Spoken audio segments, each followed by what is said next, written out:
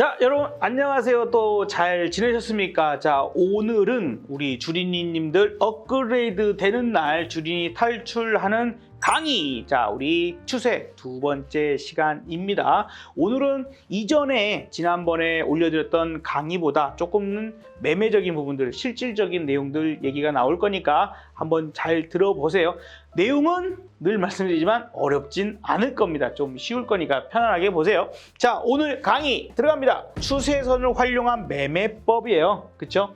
이 앞전의 강의 내용을 조금은 떠올려 보면서 이런 게 아무래도 신뢰도가 더 높았다 했지, 이럴 때 요것들을 생각하면서 가봅시다. 아셨죠? 자, 무엇인가? 우리가 지난번에 배웠던 내용, 상승 추세, 횡보 추세, 하락 추세, 추세는 세 가지를 배웠어요. 자, 그래서 이제 상승 추세는 위에 긋는다고 했어요? 아래 긋는다고 했죠? 아래를 긋는다 그랬어요. 그래서 의미 있는 저점과 저점이 나오면, 혹은 여기 저점이 나오면 두 점에서 쭉 이어가면 다음 자리를 알 수가 있습니다. 예, 그죠? 거기에서 의미 있는 대응을 해볼 수 있는 거예요. 자, 그런데 아래쪽에 의미 있게 선 그은 거를 그대로 복사해서 위에 의미 있는 선에 갖다 대면 쭉 나와. 그러니까 이 이후에 주가 흐름이 이렇게 될지 저렇게 될지는 봐야 되겠지만, 아무래도 요 추세 부분들, 지난 시간에 추세 요소 4가지 배웠죠?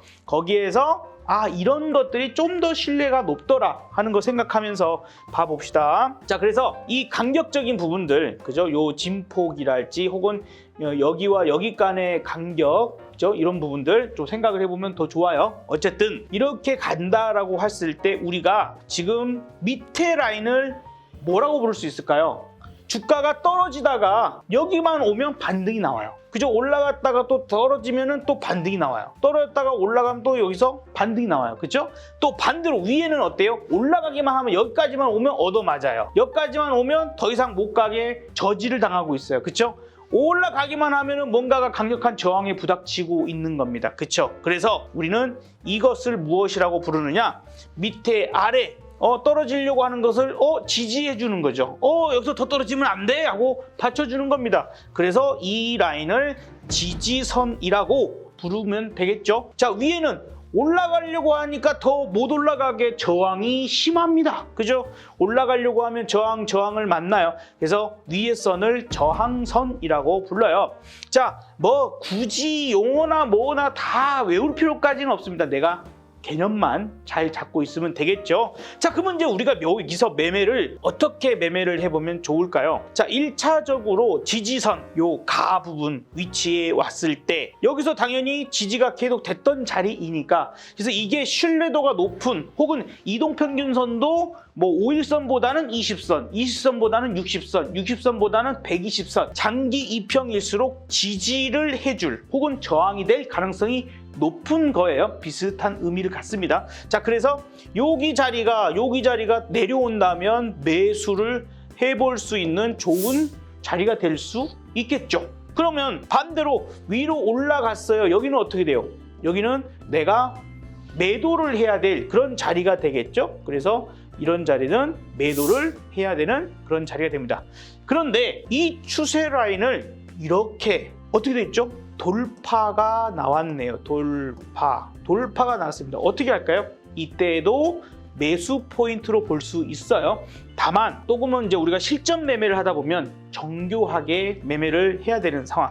과연 이 돌파할 때 바로 매수로 들어갈 거냐? 아니면 이게 보통은 돌파를 해도 얻어맞는 경우가 있어서 이렇게 돌파했다 도로 살짝 내려와서 이 라인이 저항이었잖아요. 이 라인이 저항이었는데 이걸 돌파를 하는 경우에 어떻게 바뀌냐면 이 저항 라인은 바로 지지선이 되는 경우가 있습니다. 그래서 이렇게 떨어졌다가 여기서 더 이상 안 떨어지는 모습, 혹은 캔들 하나가 다시 위로 올라서는 이런 자리가 오히려 매수하기가 더 좋은 자리일 수 있어요. 여기서 바로 따라 붙었는데 올라가는 척 하다가 이렇게 떨어질 수도 있기 때문에 조금 더 확인하거나, 혹은 분할 매수를 하면 되겠죠. 내가 100%의 매수를 하겠다라고 하면 돌파될 때 30%를 매수하고 올라갔다가 내려오는 이런 구간에서도 30%를 매수하고 다시 재차 올라갈 때 나머지 이런 식의 매수, 분할 매수도 가능할 거예요. 자, 실전 매매 이렇게 보도록 하고, 자, 다음 봅시다. 자, 상승 추세에서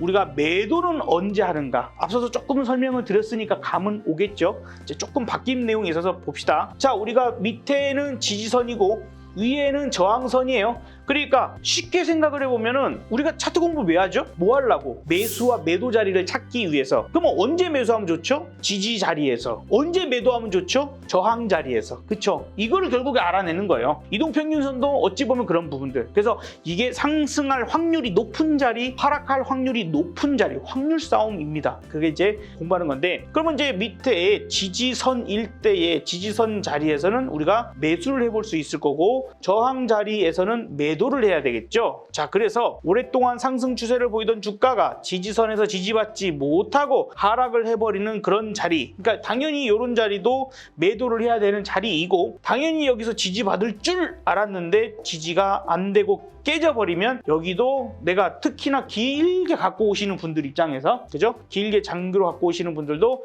매도를 해야 되는 그런 자리이다라는 거예요. 혹은 여기서 매수를 해보시는 분이 있겠죠. 그러면 이제 여기서 매수를 했을 때 여기가 확실하게 깨지는 거구나, 그렇게 봤을 때는 손절을 해야 되는 그런 자리이기도 합니다. 보통은 이렇게 떨어졌다가도 이렇게 강력하게 길게 추세를 갖는 경우에 바로 이렇게 떨어지기보다는 살짝 반등을 해주는 경우가 조금 더 많을 수 있어요. 그래서 이렇게 이어지면 여기를 뚫는다면 홀딩해야 되겠죠. 혹은 추가 매수를 한다거나. 그러나 이거를 뚫지 못하고 다시 떨어져 버린다면 손절로 대응을 해야 된다는 거 참고하시면 좋겠습니다. 자, 상승 추세 알아봤어요. 자, 그러면 이제 이번에는 횡보 추세, 평행 추세라고 얘기하는 또 박스권이라고도 많이 표현합니다. 자, 그쵸? 자, 그러면 이렇게 옆으로 기는 형태가 횡보, 박스, 평행 이렇게 표현하는데 언제 매수하고 언제 매도하면 좋을까요? 자, 우리가 횡보 추세는 어느 선을 기준으로 잡는다 그랬죠? 아래선을 기준으로 잡는다 그랬어요. 밑에가 바로 기준선이면서 밑에가 뭐겠습니까? 저항일까요? 지지일까요? 저항? 지지? 그렇죠. 자, 지지 자리가 되겠죠? 예, 지지 자리가 되겠습니다. 자, 위에는 그러면 뭐가 되죠? 위에가 저항 자리가 되겠죠? 그쵸? 그러면 이제 우리는 지지 자리에서 뭐 하죠? 매수. 지지 자리에서 매수. 그죠? 매수를 해볼 수 있고, 저항 자리에서 우리는 매도를 해야 되겠죠. 그쵸? 자, 그래서 이렇게 나가는 부분들에서 기본적으로 아래쪽에서 매수했다가 매도했다가 할 수 있는데, 그러다 보면은 계속 횡보만 하지는 않을 것 같잖아요. 이 횡보를 위든 아래로든, 그쵸? 움직일 수 있겠죠? 자, 그래서 만약에 이게 뭐라고요? 이게 저항 자리였던 요 구간을 돌파를 해버린다면, 이제 이런 상황을 돌파라고 하죠. 돌파가 나온다면, 그래서 이 돌파 매매 좋아하시는 분들도 꽤 많아요. 근데 이게 신뢰도가 높은 상태에서 돌파 매매를 하는 거지, 그냥 한번 쭉 올랐다가 이렇게 내려왔다가 이거 돌파한다고 바로 따라붙는 건 위험할 수 있습니다. 분명히 횡보가 길었다가 돌파될 때가 매수하기는 정말 좋을 수 있어요. 왜냐하면 도로 내려올 때 지지를 해줄 가능성이 높거든요.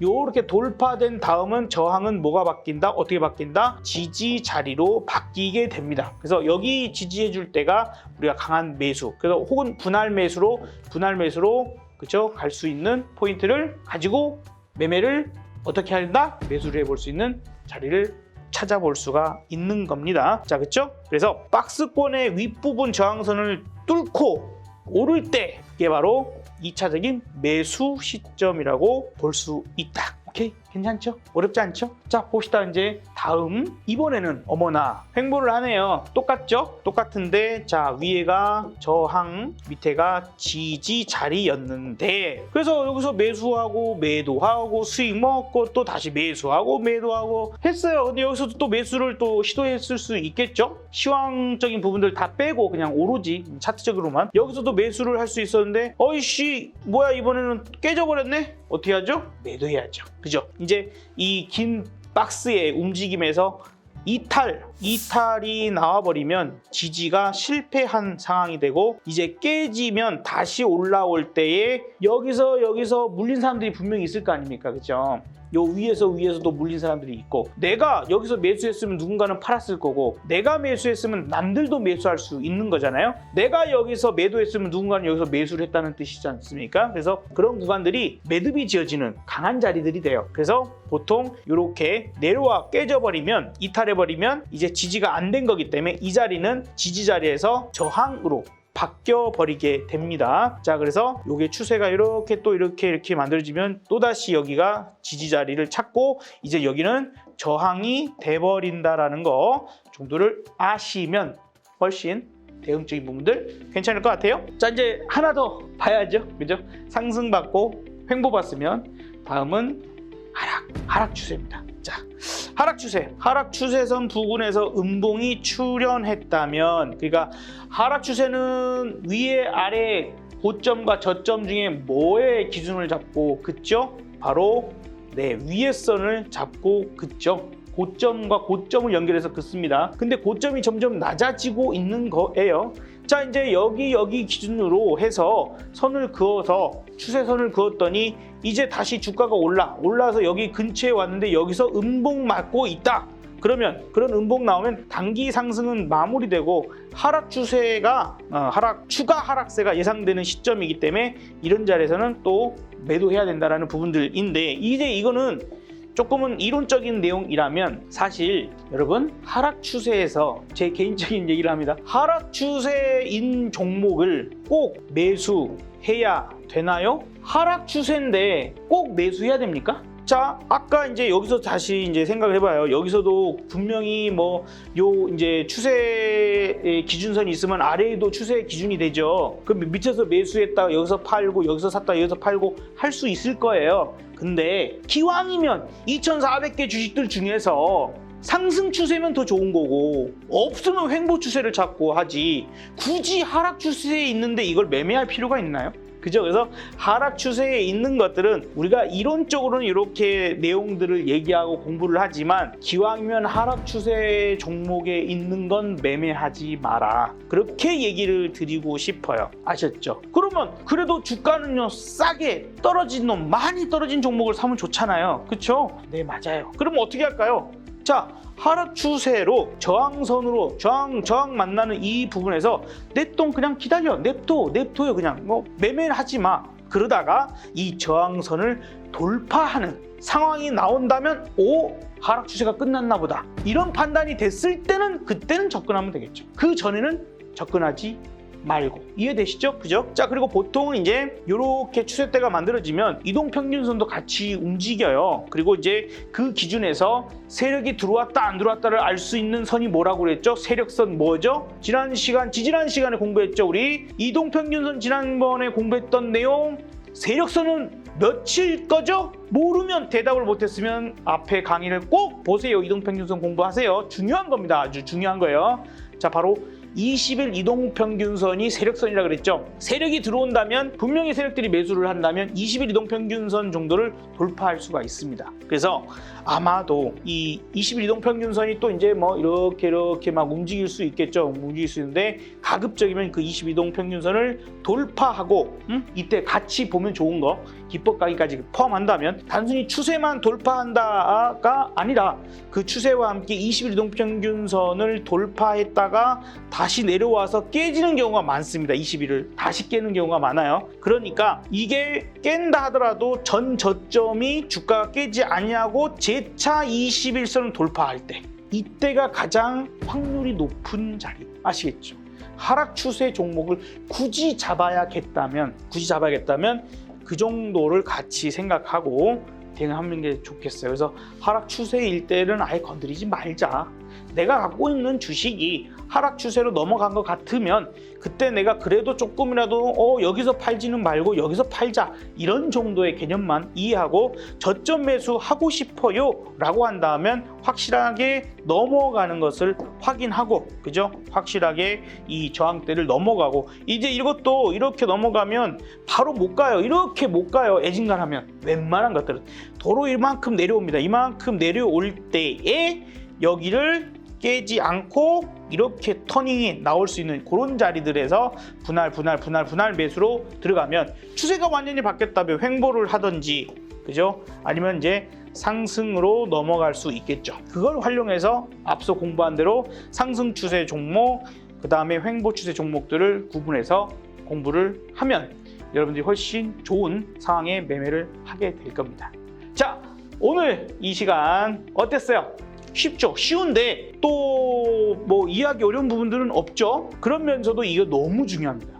실전 매매할 때는요, 추세선도 잘 긋고 추세대를 잘 보면서 지지저항 부분들을 잘 확인하고 요거 한 가지만 가지고, 이동평균선하고 요거 한 가지만 가지고 매매를 해도 충분히 승산이 있습니다. 그래서 이 이동평균선 공부를 반드시 다시 하시고, 이 추세에 대한 부분들 내가 어떻게 활용하면 좋을까, 이 공부를 꼭 여러 번 반복을 한번 해보시면 좋겠습니다. 그런 상태에서 여기에서 기왕이면 여기에서 장대 양봉이 나오거나, 지난번에 공부한 대로 여기서 뭐 상승 그죠? 인태형이나 뭐 이런 것들이 나오면 더 좋겠죠. 모닝스타가 여기서 출현이 된 상태에서 이거를 돌파했다 그러면 좀 더 신뢰할 수 있겠죠. 이게 복합적으로 우리가 앞에서 캔들 공부한 거, 이동평균선 공부한 거, 지금 추세 공부한 것들이 복합적으로 신호를 준다라면 훨씬 신뢰하기가 좋은 부분들일 테니 비중을 좀 더 실어볼 수 있는 종목이 될 수 있겠죠. 자, 됐나요? 자, 오늘까지 이 시간 추세에 대해서 알아봤습니다. 이제 추후에 이러한 부분들을 복합적으로 실전 차트, 실전 매매에서는 어떻게 활용하는지 또 한번 강의를 해드리도록 할 테니까 오늘 여기까지 다시 한번 이해가 안 된다면 복습해 보시고, 우리 주린이님들, 주린이 탈출, 우리 업그레이드, 자, 끝까지 해 나가 보도록 합시다. 다음 강의는 패턴으로 넘어가 보도록 하겠습니다. 감사합니다. 힘내세요. 화이팅!